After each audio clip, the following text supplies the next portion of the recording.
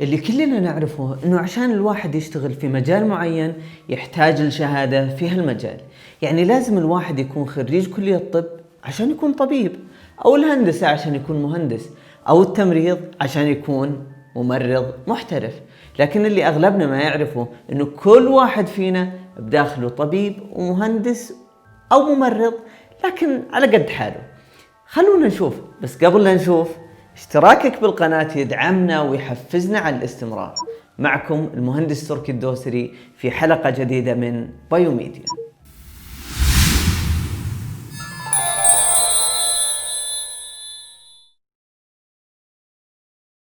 في منتصف القرن التاسع عشر الميلادي وفي إنجلترا بالتحديد، أنشأ ويليام راثبون رجل الأعمال الثري بمساعدة فلورنس نايتيغيل مدرسة لتدريب الممرضات على عمل الزيارات المنزلية لمساعدة المرضى الفقراء وأهليهم في البيوت، وبعدها تدريبهم على أفضل الطرق للتعامل مع المريض عشان يكون البيت مكمل للرعاية الطبية بالمستشفى.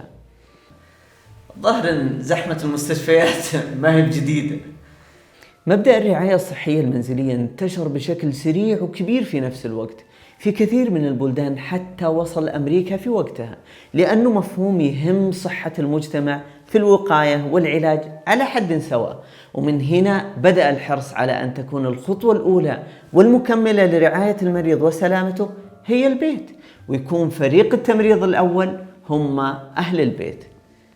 طيب، ما سألت نفسك في يوم من الأيام إيش اللي خلى هالمبدأ ينتشر بشكل كبير؟ تعد تكلفة العلاج والإقامة في المستشفيات غالية جدا على مستوى دول العالم. أنت تدري أنه متوسط تكلفة إقامة المريض العادي في اليوم الواحد في السعودية تقدر بأكثر من 1500 ريال باليوم الواحد، ناهيك عن توفيره لهالسرير لمريض آخر بأمس الحاجة له. هذا بعد غير إن أهله وأصدقائه عنده في الزيارة والاطمئنان عليه، فما بالك لو تعرض المريض للعدوى أو أحد أقاربه، كيف حيكون الوضع؟ عشان كذا قالوا بيته أرحم له وأحفظ له مدام حالته مستقرة، بحيث يكون البيت مجهز بالمعدات والمستلزمات الضرورية، وأهل البيت عندهم الخبرة الكافية والوعي اللازم عشان تمكنهم من التعامل مع الحالات المرضية المفاجئة من الإصابات والجروح، وأيضا مرضى الإقامة الطويلة عند كبار السن. هذا الاستعداد نتيجته تجنبنا أضرار ومضاعفات أكثر وإهدار وقت أطول، ومن وقتها سمي هذا المبدأ وهذه المدرسة بالرعاية المنزلية.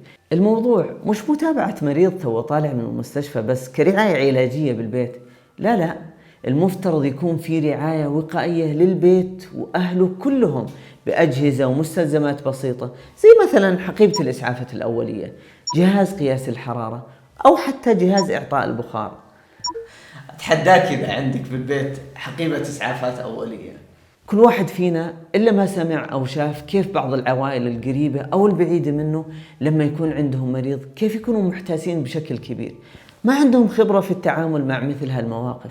مرات ما يكون في الجهاز أو المستلزمات اللي تساعد في علاجه، ومرات ما يدرون وين يلاقون الجهاز المطلوب أو أي الأجهزة أفضل، أو يكون عندهم الجهاز بس مش عارفين يشتغلون عليه.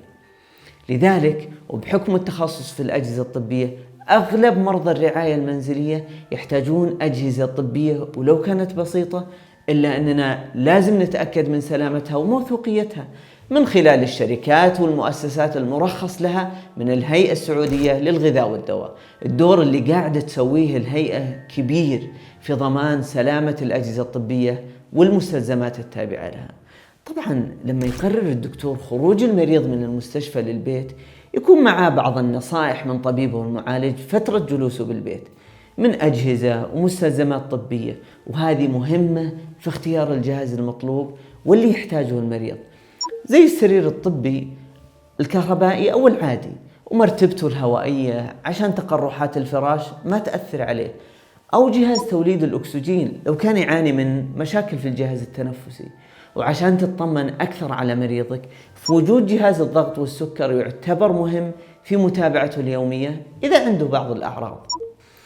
يا أخي، ابتسامة أحد والديك وانت تخدمه تحسسك بشعور غير طبيعي، غير دعواتهم لك يا أخي. كل هذه الأجهزة معرفة جهة الشراء منها وأخذ التدريبات على استخدامها يعتبر جزء لا يتجزأ من ضمان الاستخدام الأمثل لها على المريض لتقييم حالته الصحية بجودة عالية. ممكن بعد يستفيد منها مريض ثاني في حال تم الاستغناء عنها أو انتهت الحاجة لها. هذا غير برامج الرعاية المنزلية والزيارات المجدولة من وزارة الصحة لهالمرضى والتنسيق اللي قاعد يصير في حال تستدعي حالتهم للمراجعة للمستشفيات. هذا كله تقوم في وزارة الصحة مشكورة لمرضانا الغالين. ولو حابين نتكلم عن هالموضوع أكثر شاركونا آراءكم واقتراحاتكم في التعليقات. شفى الله مرضانا ومرضى المسلمين من كل سوء ومكروه، ولا ننسى أن وراء كل ألم أمل. وبكذا وصلنا لنهاية حلقة اليوم. مشاركتك في نشر المحتوى زيادة وعي لمجتمع أنت أهم مقوماته. انتظرونا كل خميس الساعة 7 المساء. سلام.